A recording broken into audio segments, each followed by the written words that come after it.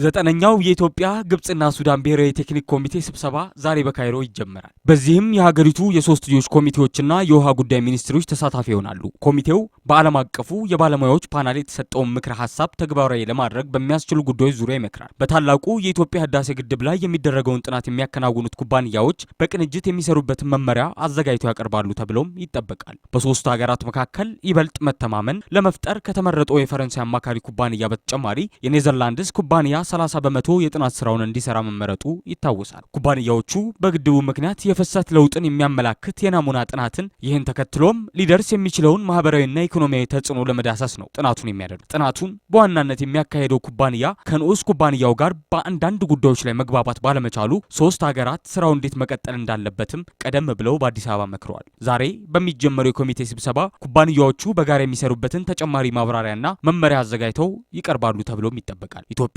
ግብጽና ሱዳን በተለያዩ የኢትዮጵያ ህዳሴ ግድብ ላይ መተማመን ለመፍጠር የተዘጋጀው በመርህ ላይ የተመሰረተ የስምምነት ሰነድ መጋቢት 14 ቀን 2007 ዓ.ም በካርቱም መፈረማቸው ይታወሳል። ዘገባው የፋና ብሮድካስቲንግ ኮርፖሬሽን ነው።